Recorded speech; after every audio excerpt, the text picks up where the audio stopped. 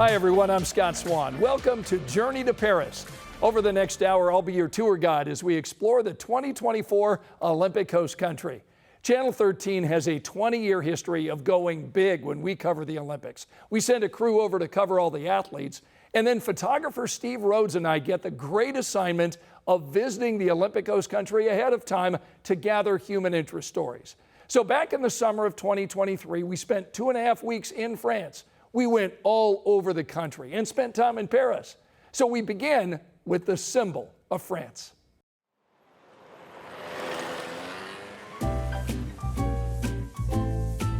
There is so much to see in Paris.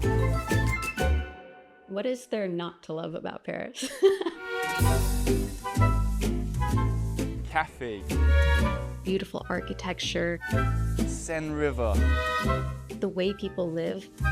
Everyone has a nostalgic feeling for Paris. But you haven't really been to the Olympic host city until you've seen the Iron Lady. La Dame de Fer. She's a good lady for us. I mean, we're standing here right by the Eiffel Tower. The Eiffel Tower is timeless. There's no monument so highly connected with a place like the Eiffel Tower. It's so iconic. This is our symbol for France. It's a must. It's a must. You can't avoid it.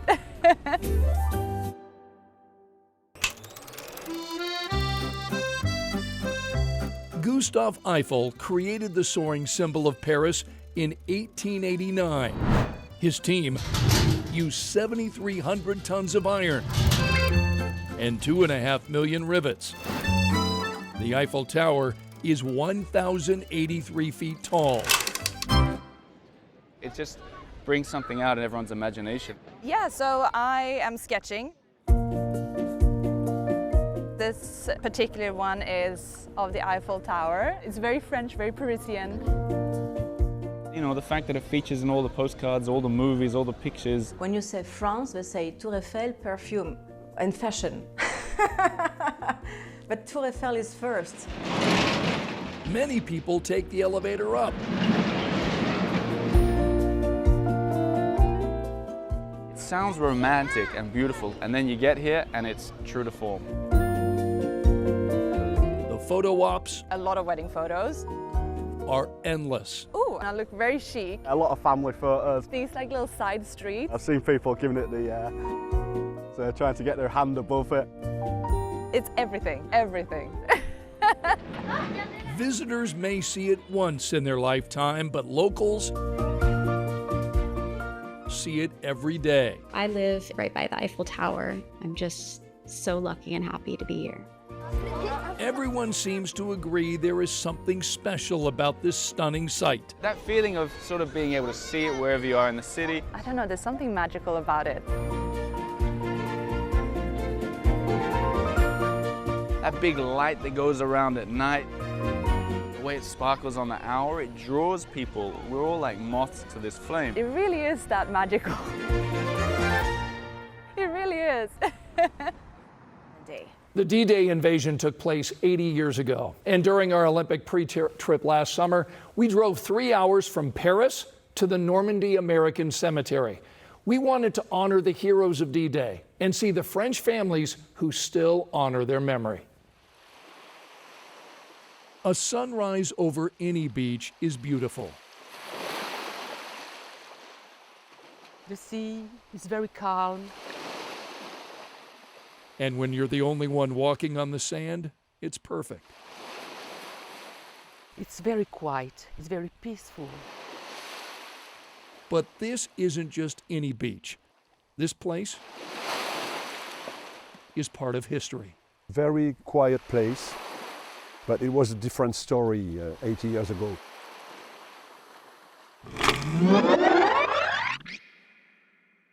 June 6th, 1944. D-Day. The Allied troops stormed the beaches of Normandy, France. We're going to lose the vast majority of the first wave. The price was high. Over 80% of the second wave. But victory here would liberate France and save Europe.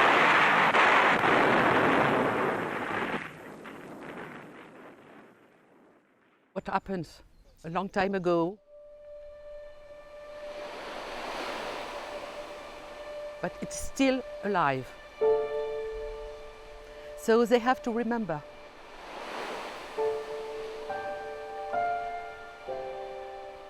The Normandy coast still bears the scars of war.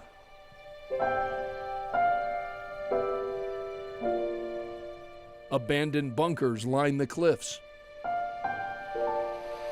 Statues salute courage.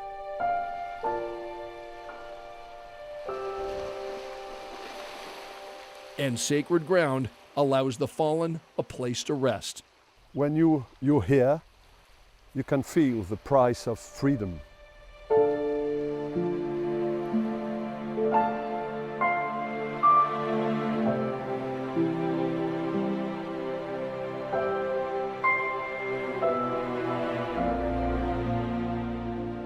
(9,388) heroes are buried here, and another 1,557 are commemorated on our Wall of the Missing. So in total, we commemorate almost 12,000 soldiers here. 12,000 souls. Arthur Burrell, killed in action on June 18, 1944. 12,000 stories. Claude FG, he was a pilot. Each of them now cared for by people they never knew.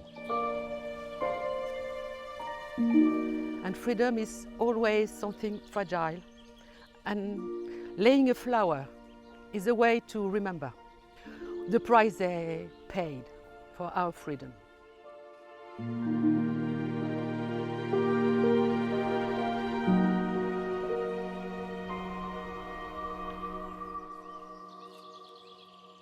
They left everything in the US. I just don't want these men to be forgotten.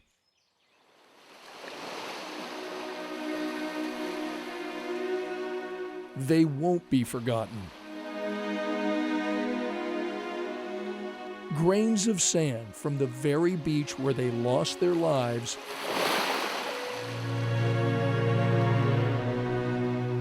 now make their names forever part of history.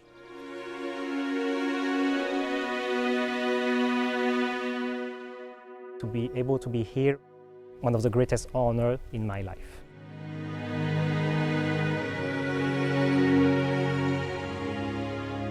There's a very special link with Normandy and America. In this part of the Olympic Coast country, We want to be grateful, thankful. they remember the heroes of D-Day every day. Arthur Burrell, thank you for your sacrifice.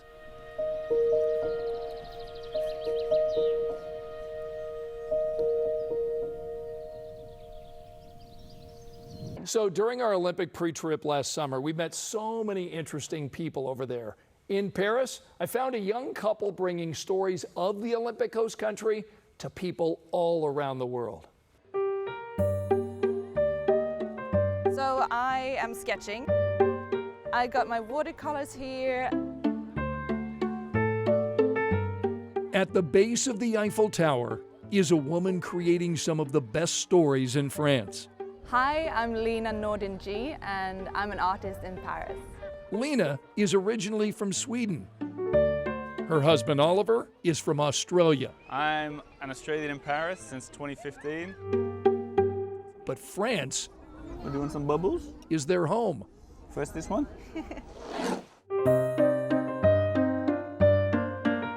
She illustrates children's books. And here is the very first book that we created, Kylie the Crocodile in Paris. The stories are written by her husband. And it seemed like that kind of story that just captures the imagination, not to mention having Paris in the background as well. This is just so special to me. The inspiration in Paris is just endless. When you walk past a cafe, you can really just imagine who people are and what they're talking about. There's always something new going on. It's not stagnant. Is that the word? Their stories aren't just found in children's books. I'm a podcaster. Might not sound like a career, but it is. Bonjour, you are listening to the Eiffel Tower podcast. My name's Oliver G. As fortune would have it, lots of people listen to it. Everybody should have a Paris bucket list. And each week I share a story about the city, characters who make the city of light shine. Oh, what a show! Wow, I didn't even know. That's not a good way to share the city. I don't know what is. The couple realizes their adopted home generates nostalgia for people beyond France. From all these hundreds of years of films and music, it just brings something out in everyone's imagination. And then you get here and it's true to form. Here's the Moulin Rouge. I mean, it speaks for itself. So let's get inside and see what happens in there. Come on. Stories about Paris from a couple captivated by their life in the Olympic host country. It's kind of the dream, and I can't believe we got to live here. So during our 2 weeks over in France, we sampled lots of French food. During our 2 weeks in the Olympic host country, we had baguettes for breakfast, escargot for dinner. But when we drove from Paris to the Loire Valley, we discovered it's not just what you eat in France, it's where you dine. Whether you're along on the Champs-Élysées, or Montmartre, or in a quaint French village, people love dining outdoors. But I found a restaurant in Amboise, France, where dining is always inside. This restaurant offers lunch and dinner in a cave. Yes. You can try chicken and vegetables, but the real star of this menu is a dish that's very popular in this part of France. The name of the bread is fouet. It's the name of the restaurant. You can see it's a very, very high technology. The owner of the cave restaurant continues a long tradition of providing his wood fire oven for villagers to bake their bread. It's ready.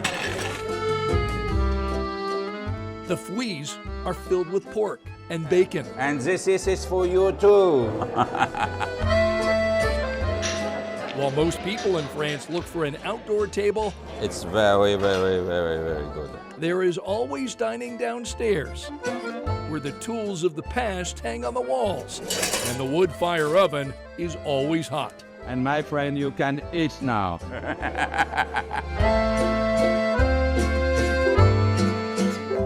Bye-bye, and the next time I'm coming to you. Yes. Bye. Last summer, when we continued our station's 20-year tradition of traveling to the Olympic host country ahead of time to gather human interest stories, we boarded a train in Paris, and we wanted to travel to Colmar. That's near the German border. Now, you may not know the name Bartholdi, but you will definitely recognize his most famous statue.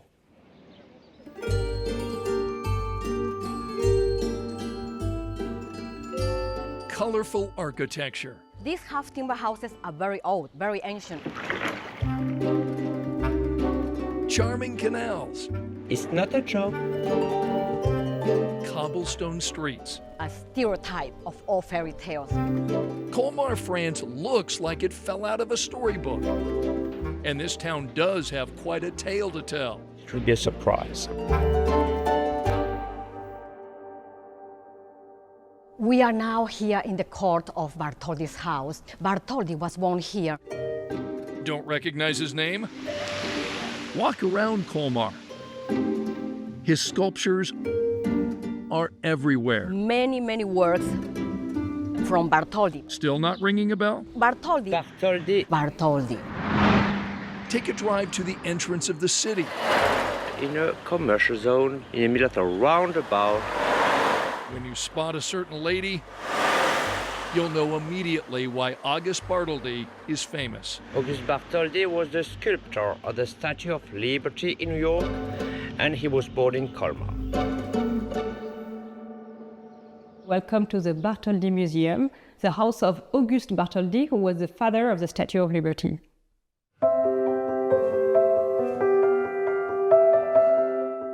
Bartholdi Museum documents the life of the French sculptor. From the beginning, Auguste Bartholdi had the idea of creating a monument that would embody values that were shared both by the French and the US.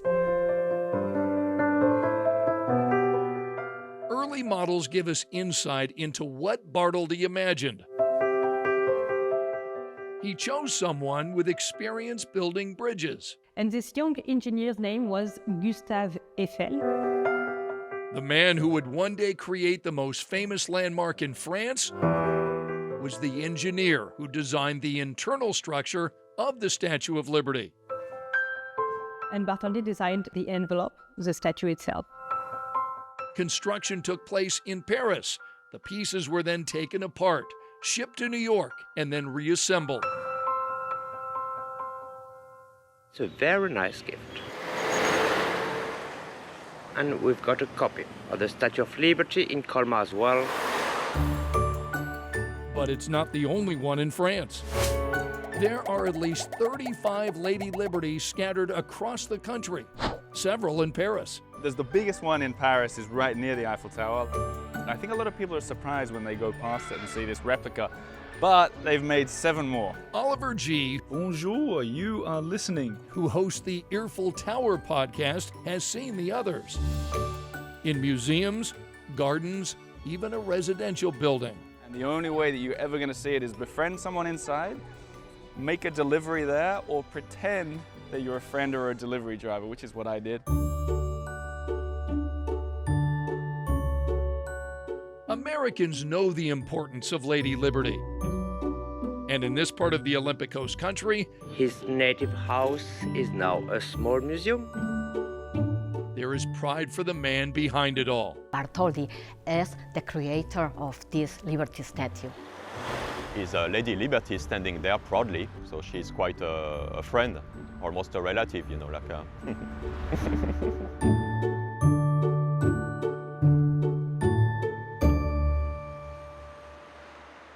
As you know, some of the world's most famous paintings come from France. You could go to the Louvre Museum to see them, but during our Olympic trip last summer, I wanted to show you the inspiration for these French masterpieces. So my photographer Steve Rhodes and I drove 3 hours from Paris to Fécamp and Giverny.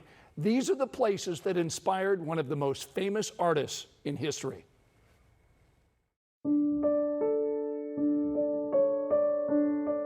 In the late 19th century, Claude Monae began the Impressionist movement. The art world would never be the same.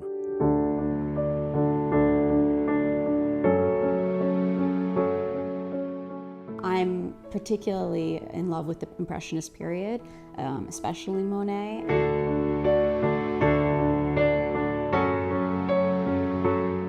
Impressionism was all about recreating what you saw in nature.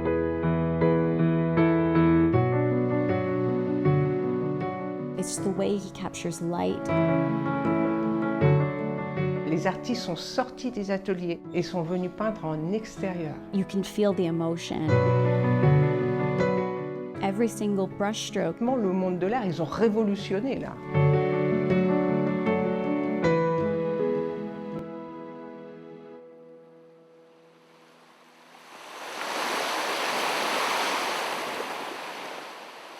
The Normandy coast was Monet's muse. Beauty that still inspires. Je m'appelle Sophie Justet et je suis artiste peintre et je suis née et je vis à Fécamp en Normandie. Sophie is able to stand where Monet stood, see what he saw. Her art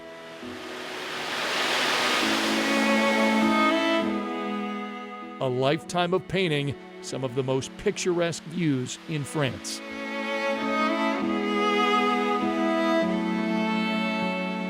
Lorsque je monte sur la côte, je me dis toujours, je suis sur le toit du monde. Sophie now teaches an art class called Paint Like Monet. Lorsqu'on sort en extérieur, c'est pas pour faire une photo, c'est vraiment pour s'exprimer. Whether they are beginners or skilled painters, Sophie teaches the Impressionist style.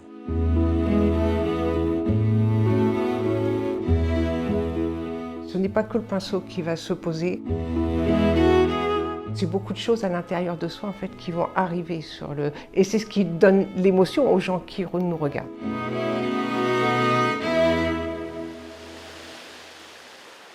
The Normandy coast wasn't the only place Monet painted.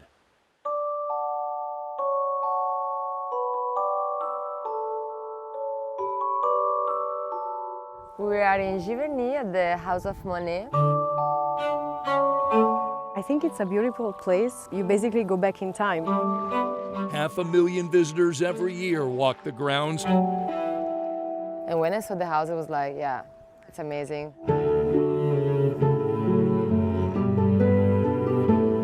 You open the windows, you have a beautiful view on a beautiful garden. There's so many beautiful flowers.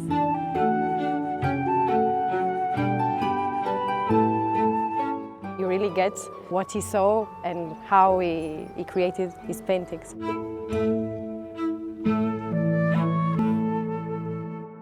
It's been nearly 100 years since Claude Monae was alive. But the beauty he saw is still thriving in the Olympic Coast country, inspiring new generations of artists to move their canvases outside,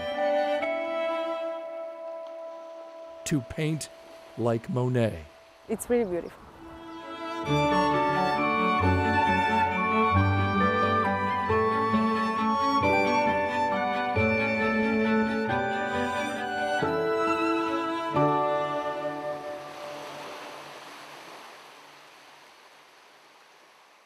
Paris is known for fashion.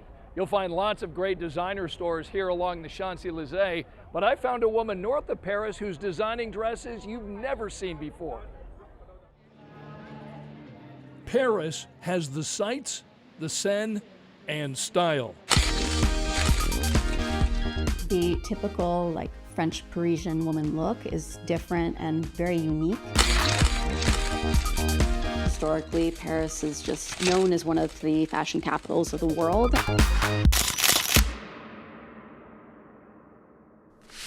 But travel 2 hours north of Paris to the historic city of Arras.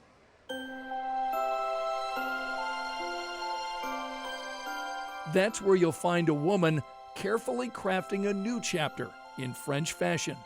Bonjour, je m'appelle Sylvie Facon. Je suis créatrice textile à Arras, en France, et bienvenue dans mon studio. Sylvie is a former social worker who became a dress designer, hand-sewn with lace. Dresses for parties or a wedding. But the gowns drawing the most attention are inspired by paintings, music, and literature. Gowns featuring items you'd find in a library. These are actual books? Yes. Sylvie created this open book dress out of leather, old paper, and lace. Yes, each dress has a story and reflects Sylvie's emotion at the moment she made it. Sylvie gets inspiration from poetry. She creates dresses with musical instruments. Avec une scie spéciale et que j'ai reconstruit sur la robe. Here you can see the belfry. Some of Sylvie's dresses, faces of the houses, are a tribute to her hometown. The lion on the shoulders, main character of Arras. Each dress takes 200 to 300 hours to create. Pour chaque robe, si on veut que ça ait une âme, il faut se pencher un certain temps dessus.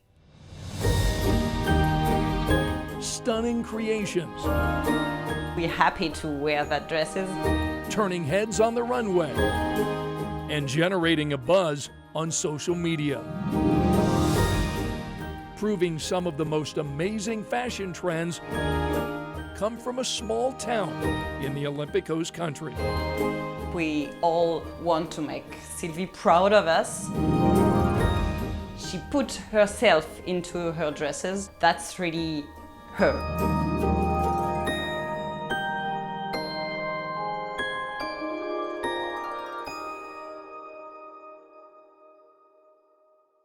And if you like castles like I do, there is a place you've got to see if you go to France. 2 hours south of Paris is what's called the Loire Valley. This is an area filled with castles. And as we discovered last summer, castle hopping is a popular activity. They rise above the French countryside. Sprawling estates, spectacular gardens, filled with centuries of history. How many castles are in the Loire Valley? That's a good question. The Loire Valley is quite literally the land of castles. Built when the French king used to live here. So many castles. A lot of nobles built their own chateaus. So close together. More than 100 chateaus open to the visitors. Castle hopping is popular in this part of France. I think it's quite common, yes. And why not? Each of these stunning places has a story to tell. Hi, my name is Etienne, and welcome to the Château of Chenonceau. This castle spans a river. You can't ask more than that. It's something really specific. It has a 200-foot-long gallery. This was a ballroom. We know that there were parties. There are fresh flowers in every room. Then the dark room. A mourning place. That's something you won't see anywhere else. Hello everybody, my name is Henri Carvalho. I'm the owner and manager of Villandry, where we are. Welcome to Villandry. 15 acres of perfectly manicured gardens are the showstopper at this castle. You have vegetable, but also flower and boxwood. It's a French garden, so the structure is very important. But don't skip the tour inside. This art gallery. The art collection is one of a kind. And a king, Francis I, once slept in this room. 1543. Hello, my name is Stanislas de Blacas. I'm the owner's son, the Duke de Blacas. Welcome to the Château d'Ussé, a family house. Château Ussé is centuries old, but it hasn't changed that much. This window is the window behind us. All right. There's a private chapel on the property and a room that features a look at fashion history. There are gardens. So we are now going to the underground of the castle. Tunnels to explore and family heirlooms. So it's painting from people that are some ancestors. Lots of architecture here, lots of history, and you also have something a bit different that some other castle doesn't have. When you climb these steps, you're in the middle of a popular fairy tale. It became the castle of the Sleeping Beauty. That's because the man who wrote the fairy tale was inspired after seeing Château d'Ussé. So my parents thought it might be a good idea to have a tour attractive for children. All the characters are here. Maleficent, Aurora, and Prince Charming to save the day. Of course, people love this, children love this, and fastly it became a fairy tale castle. Castle hopping in the Loire Valley is the stuff of fairy tales. Myself, I live here, so it's still like a family house. A fantastical part of France that has fed the imagination for centuries. Just amazing. honestly, if you want to visit France, don't go to Paris. So many nice places, especially the Loire Valley in France. Just come here. So when we started planning our WTHR Olympic pre-trip last summer, we kept seeing this incredible place on a tidal island. It looked like a castle. So we drove 4.5 hours from Paris to the Normandy coast, and we learned firsthand why Mont St Michel draws millions of visitors every year. Paris may have the Eiffel Tower, the Louvre, and the Arc de Triomphe. But the most unique spot in France might be on the Normandy coast. 3 million people every year make the pilgrimage. They come from all over the world to see a place. The place is just amazing. Called the Wonder of the West. It has a really long history. A nearly 1,000-year-old church. Towering above a village. Built this massive stone structure. All built on a tidal island. We are at Mont St Michel. Mont St Michel. Mont St Michel. Mont St Michel. Yeah, it's a nice castle built a very long time ago. Next stop, Mont St Michel. Getting to Mont St Michel means crossing a 1.5 mile long causeway, and then the real journey begins.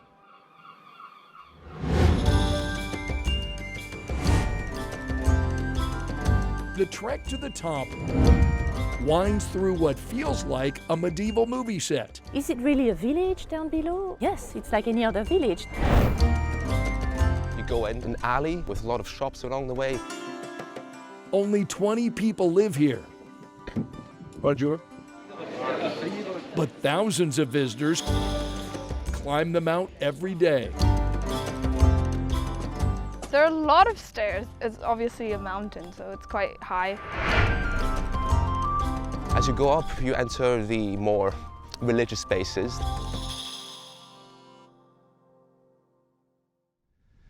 Yeah, well, this is a kind of a special area. According to legend, the Archangel Michael appeared to a bishop in the year 709. 3 times he had visions asking him to build here on that mount an oratory, a sanctuary. And so it was built. Architecture is really impressive. The structures are huge. And there's a lot of different chambers and rooms that you can navigate throughout. Engineering miracles. It was a challenging project. Made a tiny rock island sacred. The Archangel, he's all around Mont St Michel. I think even on the highest spire. Over time, the golden likeness of that archangel has been here to welcome millions. A place of pilgrimage. Some faithful. Is magnificent. Others just curious. Definitely. But all inspired by Mont St Michel. Mont St Michel. It's a really special place.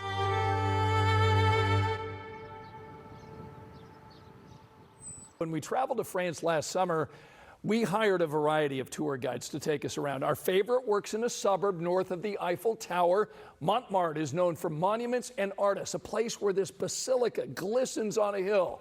And when you arrive there, you'll likely hear our tour guide before you actually see her. If you want to get to know France, sometimes it helps. Here we grow 6 kinds of grapes. To have someone show you around. The oldest quarter of Paris.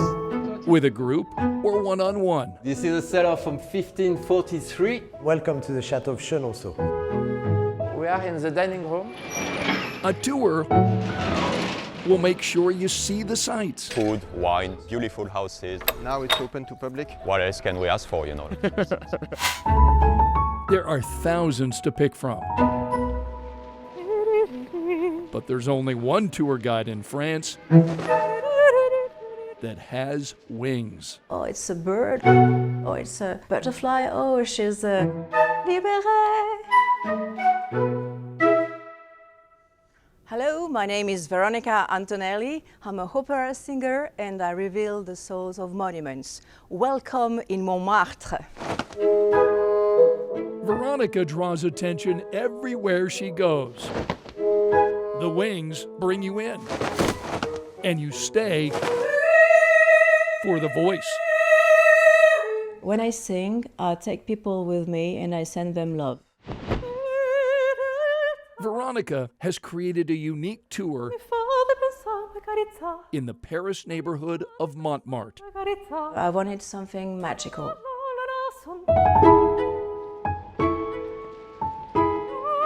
Follow her up the steep streets, and you'll see the picture-perfect cafes, the historic Artist Square, and the massive Sacred Heart Basilica.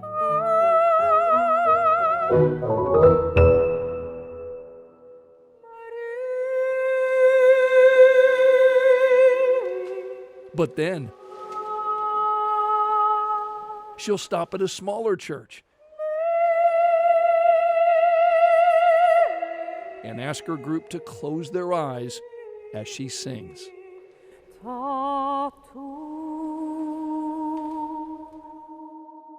When you don't see, your brain has to find many other ways to understand the environment.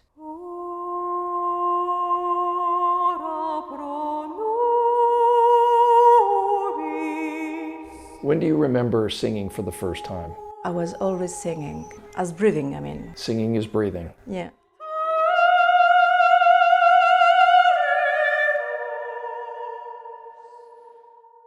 My voice is a gift from life. I gave them life. Veronica sings in several languages.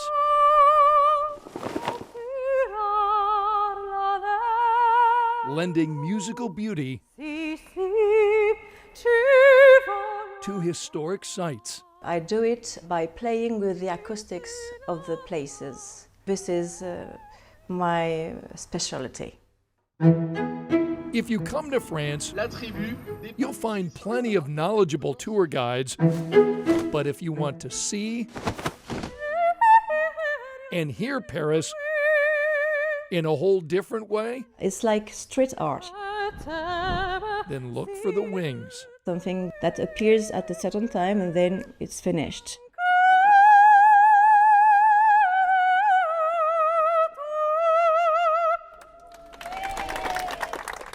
Thank you. When I think of the French Riviera, I immediately think of the Cannes Film Festival. So when we started planning our Olympic pre-trip last year, we went to Cannes. It's about 500 miles away from Paris. Now, you can take a high-speed train and get there in about 5 hours.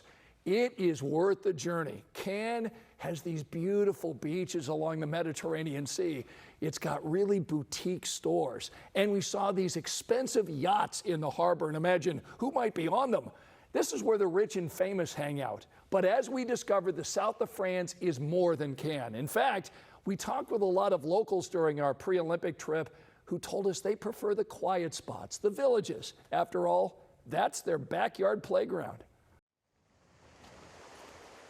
Beautiful landscapes, historic villages, and of course the Mediterranean Sea. The south of France kind of speaks for itself.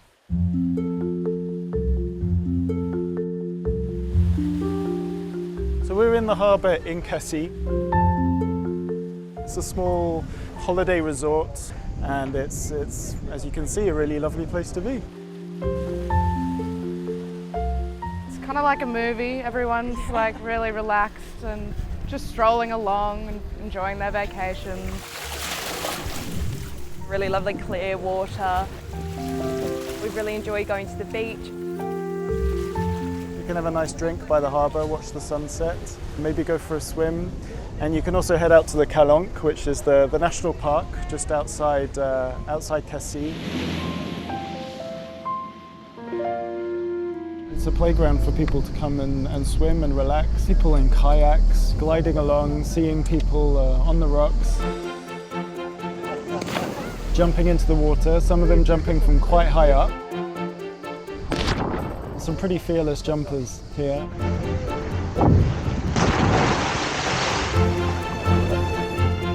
That's pretty amazing. We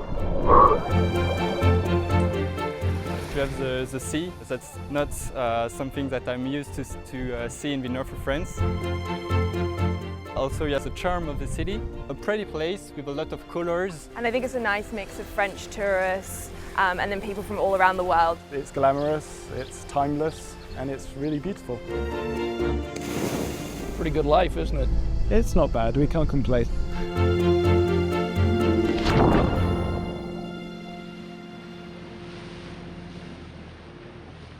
So you're familiar, of course, with Emily in Paris, right? This is an American who moves to France, gets a job, and looks for love.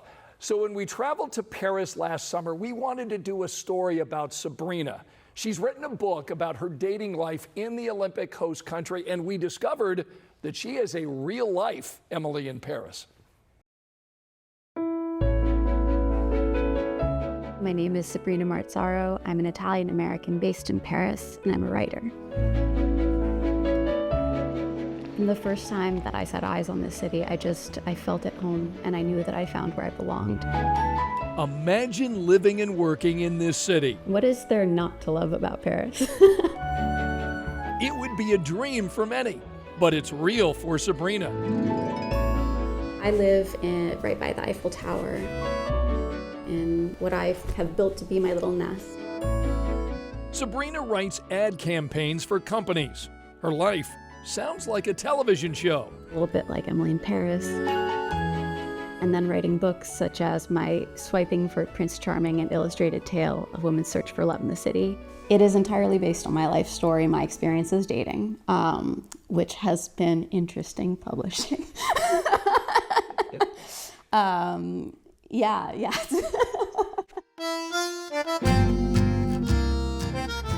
I decided to try out the apps for the first time, which terrified me because I had no idea how this worked, to be honest. I was swiping the wrong way. I didn't know what I was doing. She swiped and dated, learning the rules in France are different. Here, traditionally, when you start seeing someone, you're only seeing that person, and so it's just sort of like inherently understood that you are exclusive. Sabrina wondered, in a city of 2 million people, would she ever find her Prince Charming? So I had a really enriching experience with ups and downs and whatnot, looking for my partner.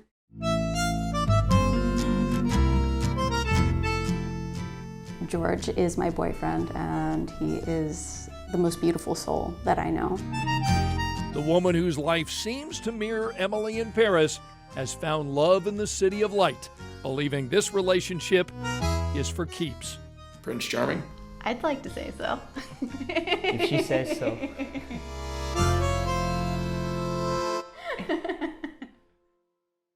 So last summer when we went over to France to gather all these human interest stories for you, we traveled all over the Olympic host country. In fact, we took a train from Paris to Marseille. That's in the south of France. It's nestled right along the Mediterranean Sea and not far from a sea of purple in Provence. The south of France kind of speaks for itself. Beautiful landscapes, historic villages. It's glamorous, it's timeless, and it's really beautiful. Perhaps the only color that rivals the blue of the Mediterranean Sea is the burst of purple in Provence. We're all suckers for flowers, like the bright purples, quite pretty, good photo ops, and obviously it smells pretty good. Terra Ugo is a family-run field featuring 7 acres of lavender. Ici, nous accueillons les touristes du monde entier pour venir découvrir les champs de lavande à Aix-en-Provence. Nous créons différents produits comme l'huile essentielle, les sachets de lavande. The lavender products fuel the agro-tourism business here in France. But the stunning pictures on Instagram seem to be the biggest draw for visitors. I guess you always see it online and it kind of looks quite peaceful, a bit of a change from the fast-paced cities that we've been seeing, yeah. There is a certain vibe in the south of France, a place that beckons the rich and famous. But beyond the vibe is a vibrant color during the summer months, the lure of lavender.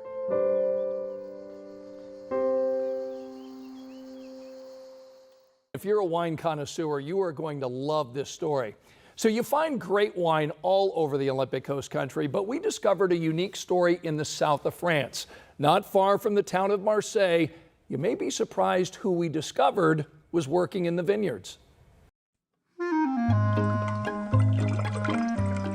More than important, this is the alpha and the omega, this is everything. French wine is French wine. Nobody can change it. Wine is a thread woven into the fabric of French culture. I mean, it's wine, it's like water here, isn't it? It's about sharing. We like to share. To share the wine. Cheers. Cheers. Of course, the French don't just drink wine. But here we grow 6 kinds of grapes. They make it. Burgundy's barrel room.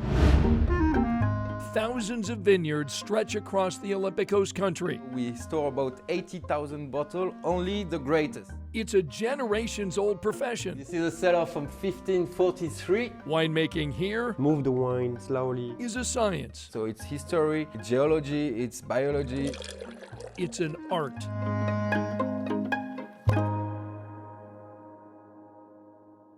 But for a group of winemakers in the south of France, it's something even more. It's sacred. We are contemplating the goodness of God each day. The great sign of this divine love is the wine.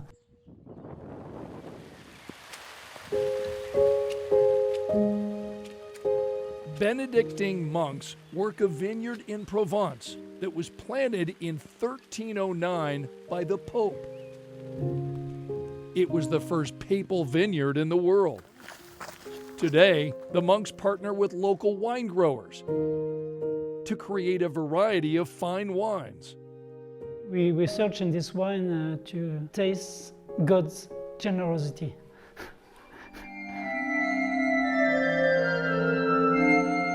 A lot of the morning is dedicated to prayer. Father Michael is an American. He moved to France to become a monk.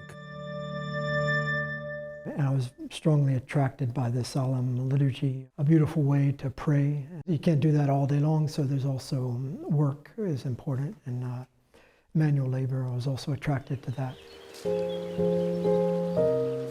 Being out in nature, you're close to God. Their work in the vineyard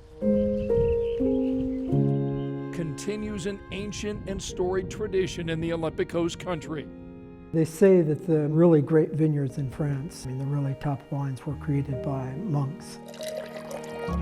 French wines, created with humility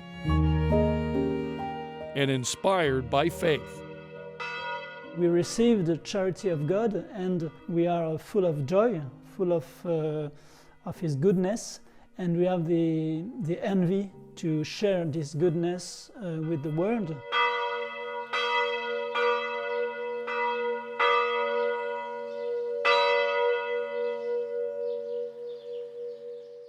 So we spent more than 2 weeks in France last summer, and several of those days and nights were spent filming in the Olympic Coast city. There is so much to photograph in Paris, and most of us are doing it at street level. But tonight I want you to meet one of the few people in the world lucky enough to take photos of Paris from the air.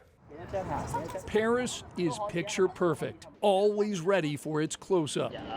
While most of us try to capture that memorable picture at ground level, Jeffrey Milstein gets the rare opportunity to board a helicopter and soar above the Olympic coast city. It's just kind of amazing and wonderful. It's to see the Louvre, the pyramid, you know, the Eiffel Tower, the Arc.